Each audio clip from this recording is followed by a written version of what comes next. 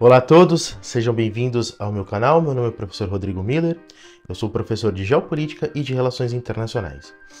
E no vídeo de hoje eu quero trazer o Brasil para a nossa discussão aqui, porque o nosso canal de Geopolítica já vem abordando muitos temas de outros países, mas chegou a hora do nosso país.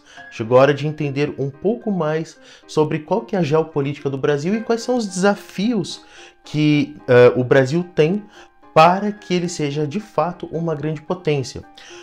Mas para começar a discutir um pouquinho sobre essas questões do Brasil, antes é necessário que a gente entenda onde está o Brasil, como que o Brasil se insere dentro deste contexto e qual que é a estrutura demográfica, territorial e espacial que vai gerar as condicionantes do Brasil para que ele possa ter uma inserção internacional mais adequada e para que a gente entenda quais são os imperativos geográficos e geopolíticos do país dentro do contexto da América do Sul. Então, pois bem, o Brasil, ele é um país de proporções gigantescas. Se a gente pegar um mapa do Brasil e a gente observar a América Latina inteira junto com o país, nós vamos perceber que o Brasil ele ocupa grande parte do continente sul-americano. Para vocês terem uma ideia, o Brasil é o quinto país em maior extensão de área do mundo de forma contínua. Nós temos 8.500.000 quilômetros quadrados de área, o que faz o nosso país ser gigantesco. Nós também estamos numa posição de dois hemisférios. Se nós observarmos lá em cima do mapa, nós perceberemos que o nosso país ele é cortado pela linha do Equador. Mas boa parte do país, boa parte do território nacional é localizada no hemisfério sul. Também nós temos um país de grande longitude. Então, se nós observarmos da ponta da Paraíba até a pontinha do Acre, os dois extremos do nosso país, nós iremos perceber que ele tem mais de 4.300 quilômetros de extensão em longitude. Então nós temos um país gigantesco. Este país gigantesco, ele é responsável por 50% da população da América do Sul, 43% do território e 60% de toda a economia produzida na América do Sul. Então é um país gigantesco, é um país que tem uma proporção, uma quantidade vasta de recursos, uma quantidade vasta de território e que proporciona o Brasil ter, se bem ordenado, se bem organizado, um protagonismo muito importante dentro das relações internacionais. Além disso, se nós observarmos também o nosso mapa, nós vamos observar que o nosso país ele possui uma característica mista, ou seja, nós temos uma grande área territorial, nós fazemos fronteiras com 10 países, dos 13 da América do Sul. Então, se nós observarmos ali no mapa, nós vamos perceber que os dois países que não fazem parte de fronteiras com o Brasil são o Chile e o Equador. O resto, todos os países da América do Sul fazem fronteira com o Brasil, o que faz do país um país com muitos países vizinhos e que isso traz um desafio de inserção internacional, traz um desafio geopolítico muito evidente. Além disso, nós observando a nossa costa territorial, observando o nosso mar, percebemos também que o Brasil ele detém um mar muito vasto e boa parte do território nacional, pelo menos na sua porção mais a leste, ela é toda banhada pelo Atlântico, o Atlântico Sul. Então, o que isso a gente nos coloca neste primeiro momento? Que o Brasil tem uma característica territorial continental e uma característica marítima de potência naval. Lembra, num outro vídeo, nós estávamos falando a respeito das ideologias na geopolítica, e o que eu estava dizendo ali? Que tem as potências marítimas e tem as potências continentais. E muitos dos países, eles podem ser colocados ou de um lado ou do outro, certo? O Brasil, ele não tem essa colocação bem clara, ele é um país de categoria mista. Por quê? Por conta da sua vastidão territorial e da sua vastidão dentro da América do Sul, isso vai fazer com que o Brasil ele precise tomar conta também tanto da parte territorial com os seus vizinhos, como também do Oceano Atlântico na sua porção do sul. Essas são basicamente as características necessárias para a gente entender qual que é a localização, qual que é a introdução do país dentro do contexto da geografia e da geopolítica mundial. Nesse sentido, a gente pode observar duas coisas que eu quero dividir aqui. Nessa primeira parte, eu vou dividir os desafios territoriais e depois eu vou falar quais são os desafios marítimos para a inserção da geopolítica do Brasil. Vamos começar então aqui discutindo um pouquinho sobre os desafios territoriais no Brasil. Se nós observarmos o mapa do nosso país, nós vamos perceber que o Brasil ele tem dois grandes desafios territoriais, dois grandes desafios para a ocupação do território. O primeiro deles é a Amazônia e o segundo deles é a ocupação da grande parte da população do país estar localizada na parte e na faixa litorânea do território brasileiro, do território nacional. Para vocês terem uma ideia de como isso já vem de muito tempo, Frei Vicente Salvador, que era um historiador católico, no início do processo de civilização no Brasil, ele diz que a ocupação territorial nacional ele era quase que como um caranguejo arranhando as costas do território. Portanto, era um processo de colonização, um processo de civilização que basicamente se centrava na faixa litorânea do território nacional. Então, a gente tem esses dois desafios. Agora, a gente pode passar para a parte da Amazônia, né? Vamos falar um pouquinho desse primeiro desafio territorial da Amazônia para a gente compreender um pouco daquilo que está envolto, de quais são as necessidades fundamentais para o Brasil elaborar políticas de longo prazo que sejam capazes de garantir a soberania nacional e que seja capaz de garantir que aquela região tenha um índice de desenvolvimento bastante sólido e de longo prazo que permita o Brasil se livrar de ameaças possíveis dentro desta porção do território nacional. Então a gente percebe que a Amazônia ela ocupa quase que 50% do território nacional. Se a gente pega o mapa do Brasil, a gente vai perceber que estados do Acre, Amazonas, Pará, Roraima, Rondônia, o Amapá, uma parte do Mato Grosso do Sul, todos esses estados, de alguma forma, eles estão inseridos dentro do bioma da Amazônia. Então, a gente tem um país que deve se considerar a Amazônia com grande importância, com grande relevância para a construção de uma política de longo prazo.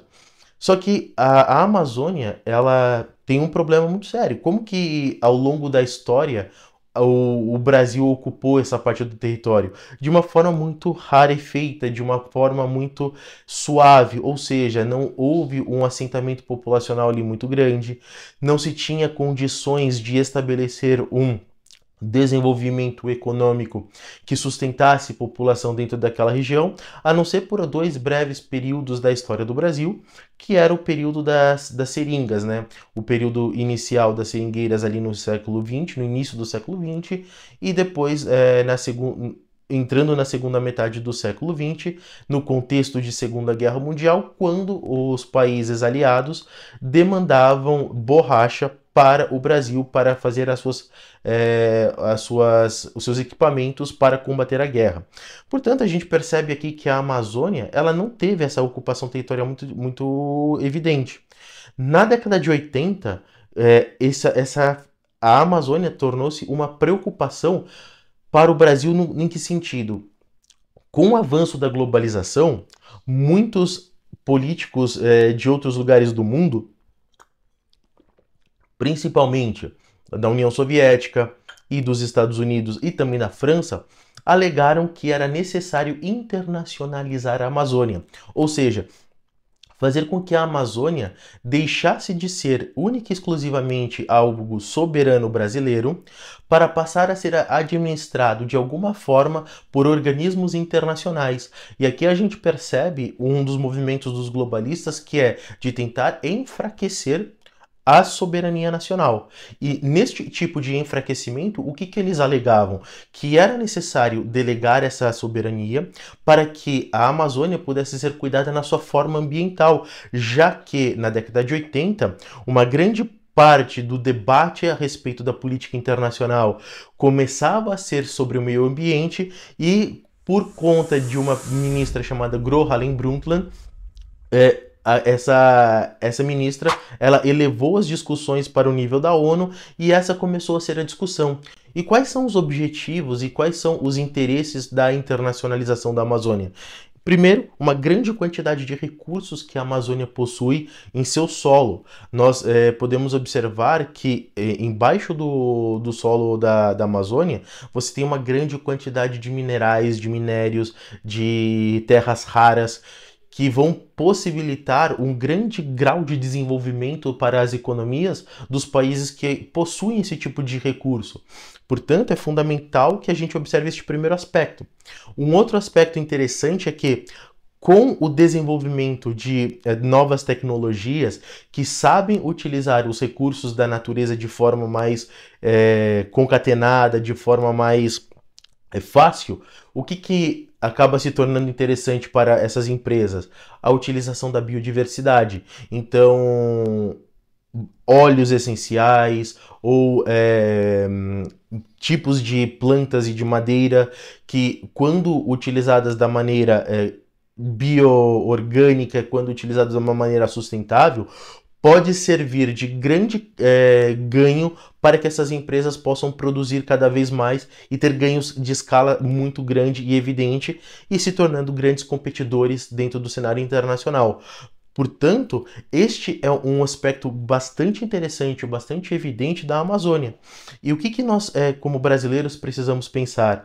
Qual que será a forma dessa ocupação para evitar isso? Em primeiro lugar, é necessário que o Brasil consiga estruturar uma linha de defesa da soberania no cenário internacional. Em segundo lugar, fazer com que a região da Amazônia tenha a capacidade de estruturação de atividades econômicas e sociais que garantam que as populações não saiam daquela parte do território, mas que sejam capazes de levar ao desenvolvimento dessa região. E terceiro ponto, fazer com que as sociedades dentro dessa região não sejam destruídas de forma artificial, mas que respeitem a organicidade, as relações. Assim a gente vai conseguir garantir que a Amazônia não tenha uma maior ameaça dentro do contexto internacional. É interessante a gente lembrar, só para vocês terem uma ideia do quão grave é isso, que o Brasil ele faz divisa com a Guiana Francesa, portanto com o território francês. E se nós observarmos as últimas declarações do Emmanuel Macron a respeito da Amazônia, nós vamos perceber que o presidente francês ele quer de fato fazer com que o Brasil tenha uma diminuição da sua soberania nacional nessa parte do território. Portanto, aquela discussão que começou nos anos 80, ela é viável e ela é plausível até hoje. Por isso, este é um primeiro desafio territorial que o Brasil precisa se preocupar para garantir a estabilidade nacional. E o segundo desafio territorial do Brasil, dentro do contexto geopolítico, é a ocupação do território. Como eu estava dizendo na introdução, a ocupação do território nacional ela é quase que 100% litorânea.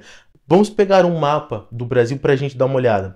A gente pega o Brasil com as cidades como Rio de Janeiro, São Paulo, Vitória, Salvador, Recife, Curitiba, Fortaleza. E todas essas cidades elas estão localizadas numa porção muito próxima do mar, do Oceano Atlântico, fazendo com que uma boa parte do território de 8 milhões e 500 mil quilômetros quadrados seja quase que um vazio populacional.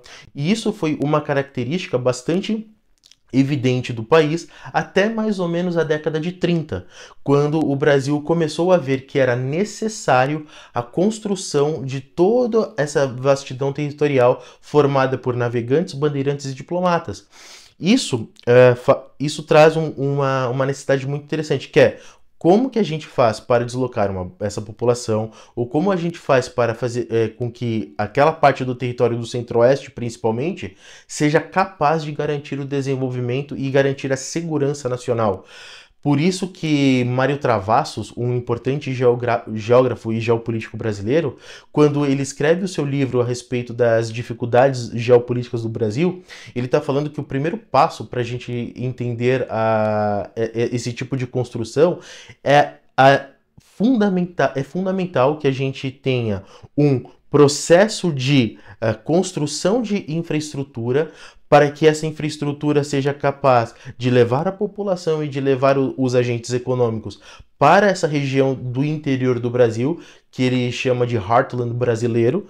Para quem quiser entender um pouquinho mais sobre o que é o Heartland, eu tenho um vídeo explicando as ideologias da geopolítica, que vai explicar com uma profundidade um pouco maior. E assim a gente tem essa possibilidade. Por quê?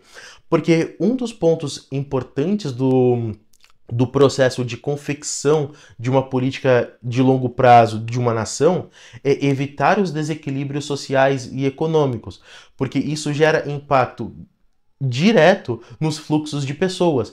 Veja, por exemplo, o que aconteceu com a economia nordestina, né, no final do século XX e no final do século XX e depois no século XXI. Um influxo bastante grande de pessoas que estavam indo pro Nordeste, saindo do Nordeste e indo até a região Sul, porque ali tinha maior quantidade de trabalho. E esse desequilíbrio pode gerar problemas sociais. Então é necessário que a gente crie condições para que o país se desenvolva de uma maneira mais homogênea. Esse é um desafio bastante premente que o Brasil tem dentro da sua porção territorial.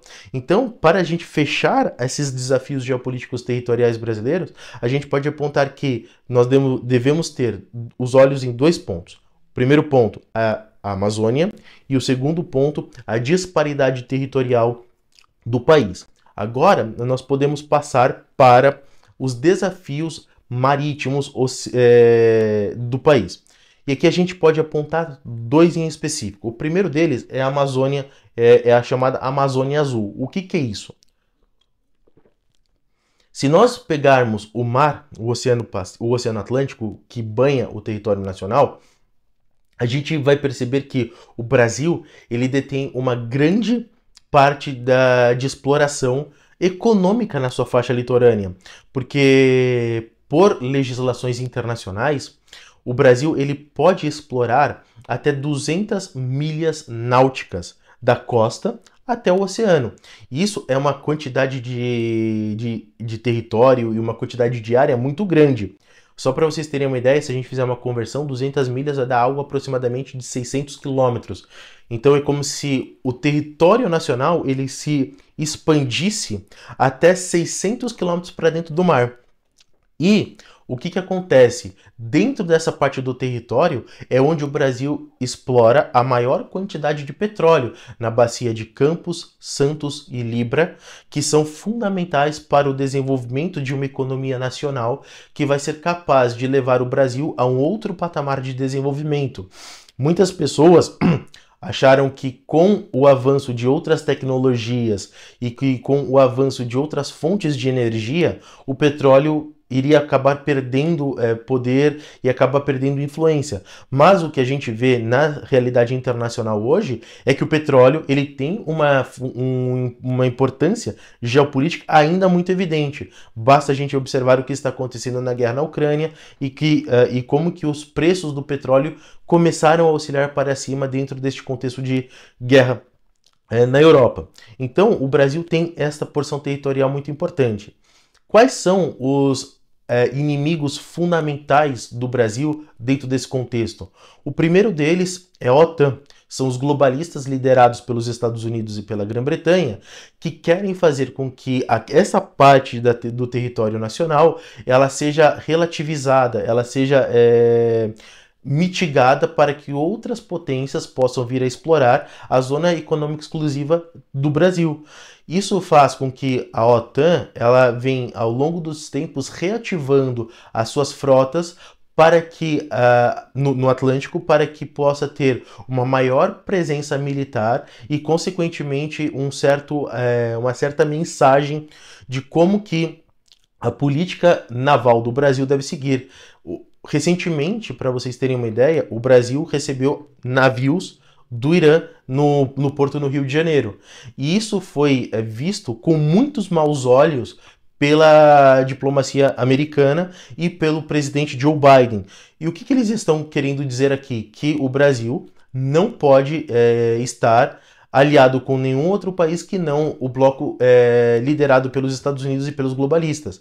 Esse é um ponto interessante que a gente precisa ver. Será que o Brasil ele deve se aliar desta forma com que está se aliando aos Estados Unidos? Quais serão os custos para o Brasil de se aliar aos globalistas da maneira com que está buscando esse tipo de alinhamento? Então, este é um primeiro desafio. E o segundo inimigo importante dentro desse contexto da Amazônia Azul é fazer com que, os estados da Rússia e da China não tenham influência. Veja que interessante. A China ela consegue ter já hoje, na América do Sul, uma grande quantidade de marinha nos portos da Venezuela. Será que para o Brasil é interessante ter esse tipo de aliados? Será que a China verdadeiramente é um aliado do Brasil, sendo que as suas visões de mundo são completamente diferentes e o Brasil tem uma vocação muito diferente daquilo que é propagado pelo Partido Comunista Chinês? São essas as questões que a gente precisa observar. Então, quando nós estamos observando o Oceano Atlântico, o Oceano Atlântico Sul, é aqui que está a maior parte do nosso desafio geopolítico. E o segundo desafio geopolítico do Brasil, dentro das questões marítimas, é o controle, ou pelo menos a garantia de que a bacia do Rio da Prata não seja invadida e também não seja controlada por nenhuma potência que não seja as potências sul-americanas. Se nós pegarmos um mapa e observarmos ali o Uruguai e a Argentina, tem um rio que faz com que muitos navios possam penetrar naquela área do território nacional que eu estava falando, que é completamente vazia, que é o Centro-Oeste. Então, durante muito tempo do século XIX e também do século XX, os diplomatas e os políticos brasileiros eles tiveram a preocupação de garantir que essa região não fosse ocupada por nenhum inimigo. Por quê? Porque, obviamente, se essa região é ocupada por alguém que não tem os mesmos interesses do que o Brasil, ele pode chegar até o interior do país e assim começar uma ofensiva militar ou começar um tipo de comércio mais selvagem, fazer com que o Brasil ele perca a capacidade de controlar os seus fluxos de pessoas, e isso não é algo fundamental para a política nacional. Pelo contrário, isso é uma ameaça muito séria. Então, quando nós estamos observando esta entrada do Rio da Prata, ele exerce uma função geopolítica gigante no país. Então, nós precisamos observar essas duas questões. Por isso que a gente pode observar que o Rio da Prata, hoje, ele tem, junto com o Brasil, o Paraguai, a Argentina e o Uruguai, diversos tratados, diversos acordos que vão garantir uma certa estabilidade dentro das relações com esses países, para que eles possam, de uma forma de cooperação, garantir que a paz esteja dentro dessa porção territorial e que não haja uma competição exacerbada entre essas nações para fazer com que essa região fique de forma estável. Então, são esses os dois principais desafios geopolíticos do Brasil dentro da parte marítima. Então, a gente percebeu dentro dessa breve explicação o seguinte, que o Brasil tem dificuldades territoriais, o Brasil tem dificuldades marítimas. E o que deve ser feito dentro desse quadro mais abrangente? O Brasil deve ser capaz de consertar uma política nacional de segurança e uma política externa que vão, em primeiro lugar, dissuadir os inimigos a tentarem qualquer tipo de invasão no país. É necessário que haja uma remodernização, uma remodelação das forças militares, inclusive no seu currículo, para entender quais são de fato as ameaças que permeiam o território nacional. Para se ter uma ideia, uma boa parte da Escola Superior de Guerra, ela tem como visão que somente os estados são inimigos, mas eu estou dizendo aqui que os globalistas são uma ameaça e eles utilizam-se das nações para os seus objetivos. Então, é necessário que haja uma mudança dentro do currículo da Escola Superior de Guerra para atender essa demanda. E o terceiro ponto importante, é necessário garantir que a estrutura de logística e a estrutura da organização territorial do Brasil seja menos díspare, ou seja, faça com que o crescimento do país se dê de forma homogênea, não havendo a concentração tão grande de peças importantes de economia, política e do processo decisório do território nacional, centrado apenas em uma pequena porção do território.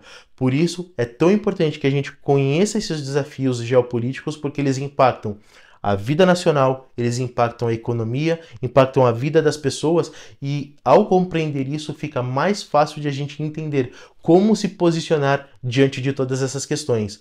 Por esse vídeo é isso, pessoal. Um grande abraço e até a próxima.